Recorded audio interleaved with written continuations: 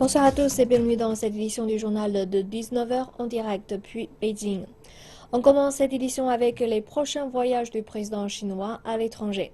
C'est un programme chargé qui attend le président Xi Jinping pour cette fin d'année. Tout de suite, des détails.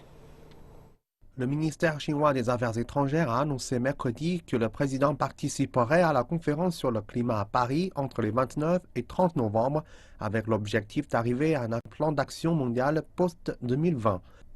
En marge des rencontres, il s'entretiendra avec des dirigeants étrangers dont le président français François Hollande et le président américain Barack Obama. La Chine a déclaré qu'elle attendait plusieurs choses de la conférence. Tout d'abord, le changement climatique est principalement causé par les siècles d'émissions de carbone des pays développés. Donc leurs responsabilités et obligations doivent être différentes des pays en développement. Deuxièmement, la conférence de cette année ne doit pas seulement se concentrer sur l'agenda d'après 2020, mais aussi sur la mise en application des accords qui ont déjà été conclus avant.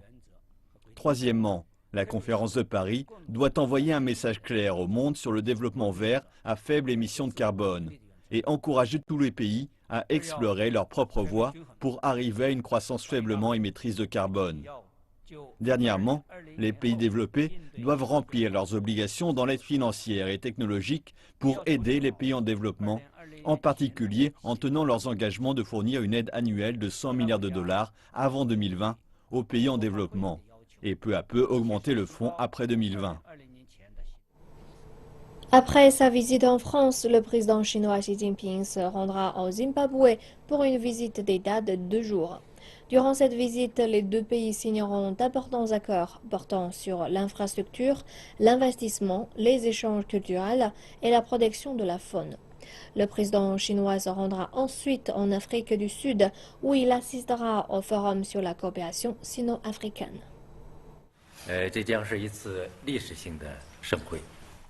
C'est un sommet historique pour la Chine et l'Afrique. Jusqu'à présent, 36 chefs d'État africains, 5 chefs de gouvernement, 3 vice-présidents et le président de la Commission de l'Union africaine ont confirmé leur présence.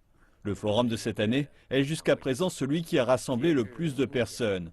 Et les participants sont tous au plus haut niveau. Durant ce forum sera abordé un vaste éventail de questions et on verra les plus importants accords jamais signés. Parlons maintenant des coopérations Chine-Europe. Le Premier ministre chinois Li Keqiang et les dirigeants des 16 pays de l'Europe centrale et orientale se sont rassemblés dans la ville de Suzhou, dans l'est de la Chine, pour la réunion des dirigeants Chine-PECO. Li Keqiang a déclaré que la Chine était prête à coopérer avec l'Europe sur de nombreux sujets, dont celui de la sécurité. Je voudrais dire que la Chine et les pays européens travaillent ensemble pour assurer la paix et la stabilité. La Chine y jouera un rôle constructif. Nous encouragerons la coopération pratique avec les PECO comme moyen d'améliorer la coopération générale avec l'Union européenne et l'Europe. Pendant la réunion, le Premier ministre chinois a proposé de créer une entreprise financière multilatérale des 16+1 en Europe centrale et orientale pour financer d'importants projets dans la région. Il a également déclaré que la Chine investira dans le domaine de la construction et améliorera les infrastructures des zones portuaires de la mer Baltique, de la mer Adriatique et de la mer Noire afin de stimuler la coopération et la connectivité. Li Keqiang a également indiqué que la construction d'une ligne ferroviaire à haute vitesse reliant les capitales serbes et hongroises commencera au cours de l'année. Il a ajouté que le train réduira le trajet Belgrade-Budapest de moitié. La construction sera achevée d'ici 2 ans. Le mécanisme de la réunion 16+1 a été lancé en 2012. L'amitié traditionnelle et les relations Chine-Europe profiteront de ces bénéfices. Le Premier ministre chinois Li Keqiang a prononcé un discours lors de la cérémonie d'ouverture du 5e forum économique entre la Chine et les pays d'Europe centrale et orientale. Pour promouvoir la coopération entre les 17 pays participants, Li Keqiang a fait 4 propositions. Premièrement, la Chine et les pays de l'ECO devraient promouvoir la coopération dans les infrastructures de transport afin de stimuler la connectivité.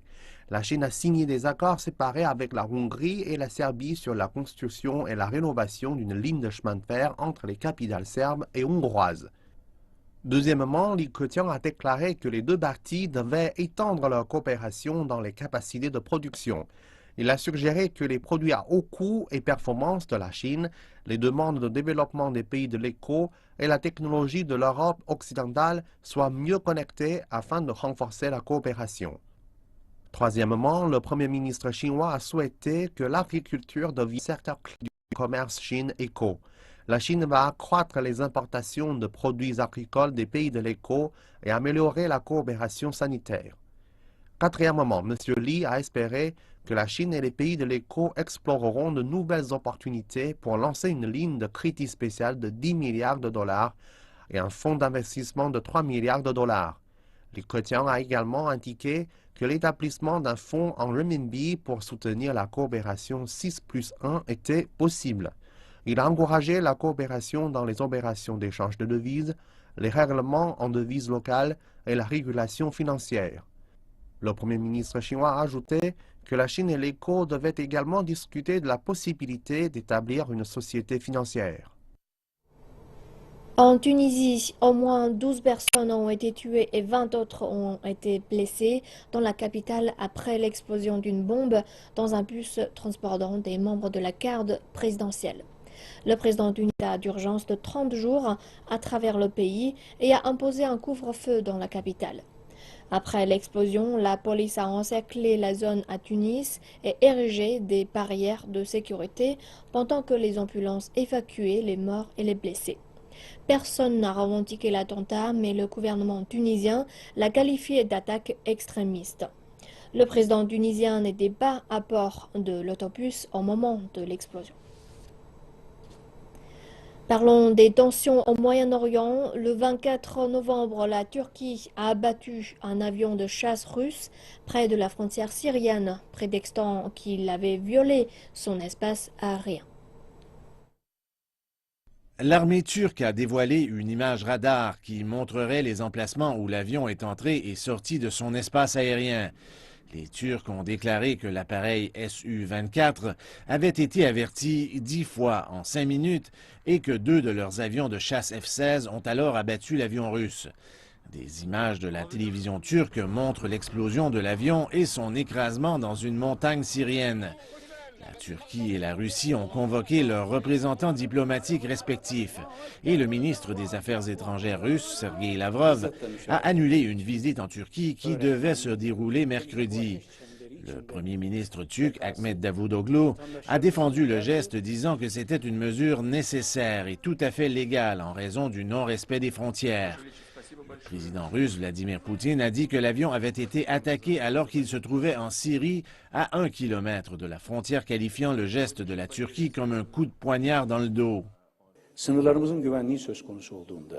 Tout le monde devrait être au courant que c'est notre droit sur le plan international et notre devoir national de faire tout ce qui est nécessaire. Prendre toutes les mesures contre quiconque viole notre espace aérien ou nos frontières. Malgré le fait que nous avons émis plusieurs avertissements, nous avons souligné nos règles d'engagement pendant le dernier sommet de sécurité que nous avons tenu dimanche dernier.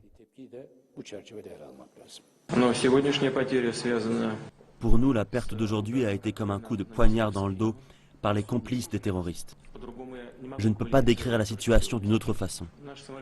Notre avion a été abattu sur le territoire syrien par un missile RR d'un avion de chasse turc F-16. Il s'est écrasé sur le territoire syrien à 4 km de la frontière turque. En tout cas, ni nos pilotes, ni notre avion n'ont constitué une menace en République turque. C'est évident. Ils réalisaient une opération contre le groupe État islamique. Même chapitre, il existe maintenant des rapports conflictuels quant au destin des 2 pilotes russes. Un commandant adjoint des forces turkmènes en Syrie a déclaré que ces hommes les avaient tous tués. Il indique que les 2 hommes ont été tués alors qu'ils s'étaient éjectés de leur avion et qu'ils étaient morts dans les airs. Les images de l'agence de presse turque Anadolu ont montré les pilotes qui se sont parachutés de leur avion avant qu'il ne s'écrase. Dans le même temps, l'AFP cite des sources rebelles et un observateur indiquant que l'un des pilotes a été tué par des rebelles et que le second est porté disparu. Il déclare qu'un hélicoptère a été également détruit par des rebelles à la suite d'un atterrissage d'urgence dans un territoire détenu par le gouvernement après des tirs rebelles, mais son équipage a été capable de s'échapper. Une vidéo envoyée à Reuters plus tôt semble montrer l'un des pilotes immobile et sévèrement blessé au sol, et un officiel du groupe a indiqué qu'il était mort. Le chef de l'OTAN appelle au calme toutes les parties après que la Turquie a abattu un chasseur russe mardi. Une réunion d'urgence de l'organisation s'est tenue à Bruxelles pour discuter de l'incident. C'est la première fois qu'un membre de l'OTAN abat un avion de guerre russe depuis les années 50. Et ce bien que l'OTAN a averti depuis des mois d'un possible incident sérieux avec les chasseurs russes volant si près de l'espace aérien turc sans coordination préalable. Comme nous l'avons dit à plusieurs reprises, nous restons solidaires avec la Turquie et soutenons l'intégrité territoriale de notre allié turc auprès de l'OTAN. S'exprimant à la suite d'une réunion d'urgence des ambassadeurs de l'OTAN, le chef de l'organisation a déclaré qu'il fallait que toutes les parties maintiennent leur calme et fassent preuve de retenue. J'appelle au calme et à un appel des tensions. La diplomatie et le désamorçage des tensions sont importants pour résoudre cette situation.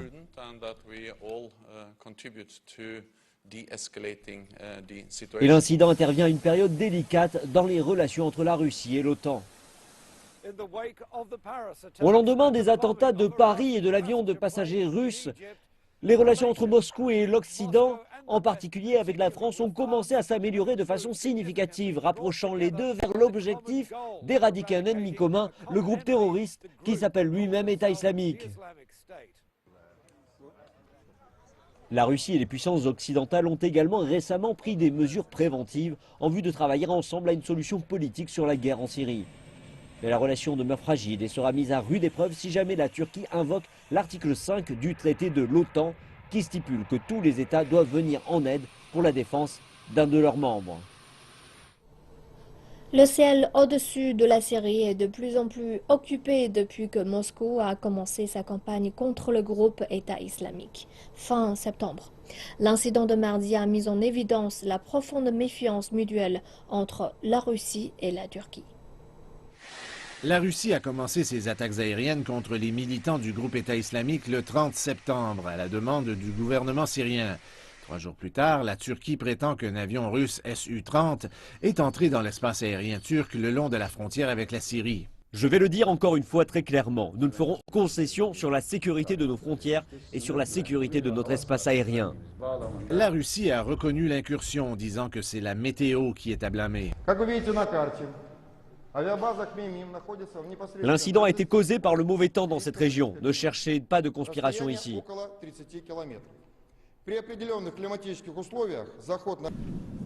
Le lendemain, l'OTAN a dit qu'un avion de chasse russe MiG-29 avait harcelé 2 F-16 turcs en leur fermant son radar alors qu'il effectuait une patrouille près de la frontière. La Russie a démenti les allégations. Et le 16 octobre, la Turquie a abattu un drone non identifié qui a pénétré dans son espace aérien près de la frontière syrienne. Un responsable américain a dit que l'appareil était russe, mais Moscou a encore une fois nié. La campagne aérienne de la Russie en Syrie a tendu ses relations avec la Turquie. Les deux pays ont longtemps été en désaccord sur le conflit syrien. Ankara favorisait le renversement du gouvernement syrien et la Russie, pour sa part, est restée un allié. Ankara avait convoqué l'ambassadeur de la Russie 2 fois au sujet de présumées violations de son espace aérien et une autre fois la semaine dernière après que des avions de guerre russes ont effectué des bombardements en territoire syrien très proche de la frontière turque. La Turquie a aussi exigé que la Russie ne fournisse pas d'armes et de soutien aux forces kurdes syriennes qui combattent le groupe État islamique. Il y a eu des confrontations semblables entre la Turquie et la Syrie. En mars 2014, les forces armées de la Turquie ont abattu un avion syrien après que celui-ci avait pénétré dans l'espace aérien turc. La Syrie a expliqué qu'il s'agissait d'une attaque contre les forces rebelles sur le territoire syrien et a accusé la Turquie d'une agression flagrante. Le président français François Hollande est actuellement à Washington où il cherche à établir plus de coopération dans le combat contre le groupe État islamique. Mais l'attaque par la Turquie d'un avion russe a explicité sa rencontre avec le président américain Barack Obama. Des moments de compassion et de solidarité entre les dirigeants de la France et des États-Unis, mais aucune nouvelle mesure pour combattre le groupe État islamique. Les dirigeants ont plutôt tenté de gérer la situation provoquée par l'attaque contre un avion russe qui a été abattu par un F-16 turc mardi. Nous devons éviter toute escalade, qui serait extrêmement dommageable, par rapport à la seule cause qui convienne, qui est de lutter contre le terrorisme et contre Daesh. Ma priorité sera de m'assurer que cette situation ne s'envenime pas. Le président français François Hollande et son homologue américain Barack Obama pensent tous les deux que la coalition constituée de 65 membres pour combattre le groupe État islamique a besoin de l'aide de la Russie pour provoquer la transition politique en Syrie. Mais seulement une Russie qui vise le groupe État islamique et pas seulement les forces d'opposition syriennes sera la bienvenue. Le président Hollande, qui avait espéré trouver un terrain d'entente entre Washington et Moscou, dira maintenant à la Russie que Moscou doit changer de cap. Étant donné les capacités militaires de la Russie et son influence sur le régime Assad, la coopération de la Russie serait très utile pour résoudre la guerre civile en Syrie et nous laisserait nous concentrer sur l'État islamique.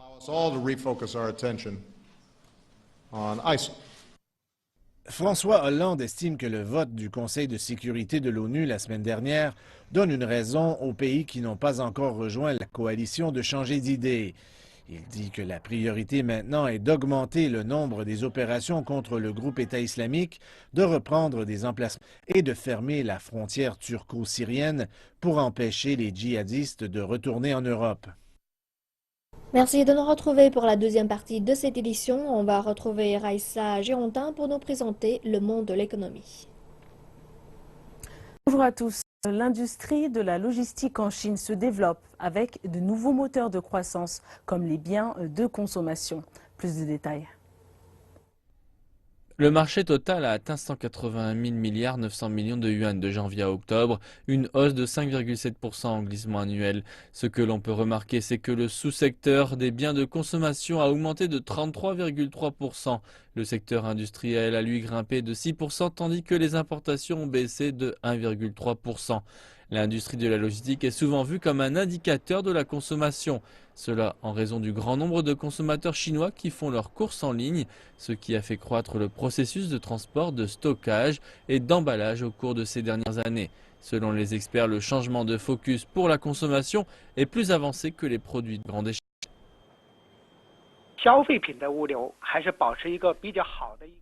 L'industrie de la logistique se développe, en particulier dans les secteurs du commerce électronique. Mais ceux concernés par les produits de base comme l'huile sont en baisse. Les coûts de logistique baissent rapidement. D'un côté, c'est en raison des baisses de prix du pétrole et de l'autre, c'est parce qu'il y a une hausse de l'efficacité de l'industrie de la logistique. L'économie chinoise subit des pressions à la baisse, mais la qualité de sa croissance monte grâce au processus de restructuration économique. Le secteur des terres rares, par exemple, tente de monter en gamme en produisant des aimants à partir d'alnico. Dans cette usine de la province du Jiangxi, une nouvelle ligne de production vient d'entrer en opération. Elle fabrique des aimants en alnico à partir de terres rares. Ce type d'aimant est utilisé dans les secteurs de l'énergie éolienne et des véhicules propres. La ligne de production utilise une nouvelle technologie qui permet de réduire les pertes de matières premières de 40%. 120 tonnes de terres rares sont donc économisées chaque année. Auparavant, nous ne faisions que vendre les terres rares et n'avions quasiment pas de produits issus de transformation intensive. Ça ne marchait pas. Nous tentons d'accélérer l'intégration du secteur et d'étendre la chaîne industrielle. Nous cherchons à développer des biens intensifs à haute valeur ajoutée. Des experts disent que tout ce changement est l'effet des politiques de restructuration économique de la Chine. Changer le modèle de développement n'est pas changer notre voie, mais passer des objectifs quantitatifs à des objectifs qualitatifs et d'efficacité. Malgré son ralentissement industriel, la Chine connaît une forte croissance du secteur des hautes technologies. Au cours des 10 premiers mois de l'année, le secteur des hautes technologies a enregistré une croissance annualisée de 11%. L'aéronautique, l'électronique et les télécommunications ont réalisé des prouesses. Et on poursuit avec les performances du jour des principales places financières asiatiques. Les bourses chinoises ont terminé en hausse mercredi. L'indice composite de référence de la bourse de Shanghai des actions A a clôturé à 3820,13 points en hausse de 0,88% et l'indice des actions B a clôturé à 384,76 points en hausse de 1,94%. L'indice de la bourse de Shenzhen des actions A a fini à 2452,87 points, soit une hausse de 1. L'indice des actions B a clôturé à 1213,38 points en hausse de 0,13%. Quant à la bourse de Tokyo, elle a fini en baisse de 0,39% après 5 séances consécutives de hausse. Les tensions géopolitiques ont favorisé un mouvement de prise de bénéfices, tandis que le raffermissement du yen, lié à un repli vers les actifs jugés sûrs, a pesé sur les valeurs exportatrices et financières. L'indice Nikkei a perdu 77,31 points à 19 847,58. Et nous enchaînons avec les taux de change, les prix du pétrole et ceux des métaux précieux.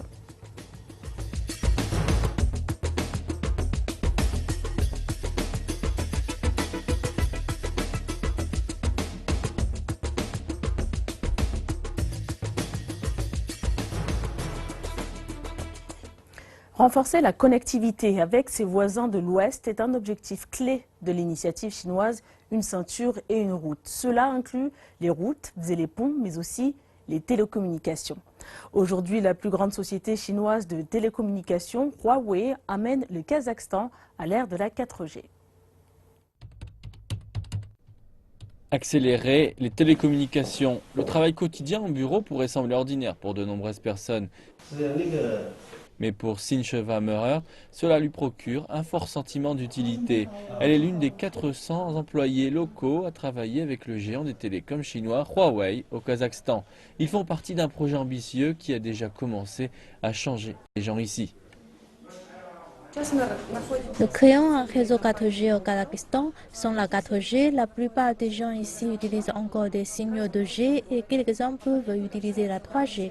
Aujourd'hui, les utilisateurs de téléphones mobiles peuvent acheter ici un service 4G, ce qui est 10 fois plus rapide que la 3G et à un prix abordable. Huawei est le seul maintenant à offrir un signal 4G à travers le Kazakhstan. Cela coûte environ 17 $ par mois pour un transfert de données illimité. Meurer dit que son travail, promouvoir la 4G aux clients, n'est pas difficile. Avec le service 4G, je peux maintenant utiliser mon téléphone pour des conversations vidéo n'importe où et n'importe quand, et peu importe la durée. C'est mieux que de faire les appels téléphoniques. C'est pourquoi je suis ici encore, afin d'ouvrir un autre compte 4G pour ma petite amie. Mais le travail de Huawei en dehors du bureau n'est pas si facile. Le collègue de Meurer, Telgat Dusenbaev, est ingénieur à Huawei. Tous les jours, lui et ses partenaires doivent grimper en haut des tours pour faire des vérifications. Bien que cela semble dangereux, en particulier lors des vents violents de l'hiver, Dusenbaev dit qu'entretenir ces antennes est assez facile par rapport à la difficulté de les fabriquer. Avant le projet de Huawei, la plupart des antennes au Kazakhstan n'étaient pas adaptées à la 4G. Donc nous avons dû construire de nouvelles antennes. Il y a un important investissement de la part de Huawei. En même temps, les faibles températures de l'hiver et le vent violent ont ajouté beaucoup de défis. Mais au bout du compte, nous y sommes arrivés. Avec une population de 16 millions d'habitants, le Kazakhstan est situé à un endroit stratégique en reliant la Chine et l'Europe. Mais ce pays enclavé est devenu très isolé à l'ère du commerce maritime. En 2013, la Chine a lancé un projet pour relancer l'ancienne route de la soie et booster la connectivité en Asie centrale. Huawei dit que la connectivité ne veut pas seulement dire construire des routes et des ponts, mais que c'est aussi améliorer les réseaux de télécommunications. Au Kazakhstan, nous avons terminé le premier réseau 4G en Asie centrale. Aujourd'hui, les Kazakhs peuvent utiliser Internet avec une bien plus grande qualité, ce qui rend plus facile et moins coûteux le fait de communiquer et de faire des affaires. Nous construisons une route de la soie dans l'air. L'employée kazakh Sincheva Meurer dit qu'elle est fière de travailler sur ce projet. Elle ajoute que de plus en plus de jeunes comme elle choisissent de travailler avec des compagnies chinoises dans l'espoir de surfer sur la vague du nouveau développement. Beijing accueille la conférence mondiale sur la robotique. Le président Xi Jinping a envoyé une lettre de félicitations aux organisateurs de l'événement, indiquant que la Chine avait la volonté de coopérer avec d'autres nations en vue de promouvoir la robotique et le développement.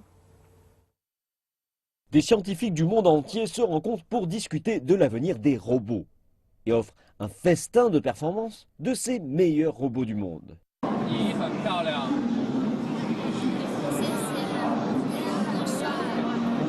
Ce robot japonais appelé Geminoid est actuellement un nom de famille au Japon. Mais elle est également la star d'un film. But the town, it seems like there are less and less people. Son visage en silice est capable de présenter 65 expressions différentes et elle peut même chanter. Et qu'en serait-il d'un entraîneur professionnel qui ne serait jamais fatigué de jouer au badminton? Il s'agit là d'un produit de l'Université des sciences et technologies de Hong Kong. Notre robot utilise l'imagerie 3D capturée par ses deux yeux afin d'identifier le volant. Il peut effectuer plus d'une dizaine de coups différents. Et regardons un peu ce robot champion tout droit venu de Corée du Sud, un authentique vainqueur. Sous contrôle à distance, il peut conduire ou utiliser une perceuse en se fiant à son propre jugement de l'environnement. Et jeter un coup d'œil aux mains complexes de ce robot conçu par l'Institut de technologie de Harbin. Ils ont passé 20 années sur ce projet. Le robot peut effectuer 90% des mouvements d'une main humaine par le biais d'un gant qui capture les mouvements des mains humaines.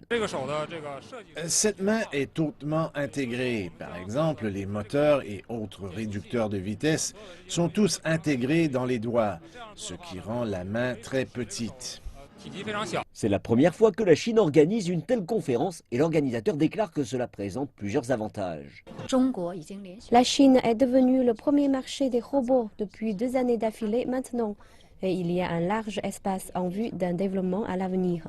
Cette conférence offre aux innovateurs chinois une plateforme d'apprentissage et à nos entreprises une plateforme de coopération. Il encourage également l'esprit d'innovation chez nos jeunes. Le Premier ministre chinois Li Keqiang a déclaré que la conférence était importante en vue de promouvoir la technologie robotique, alors que la Chine encourage le développement par l'innovation et l'entrepreneuriat en vue de faire évoluer le pays d'usine du monde à locomotive technologique.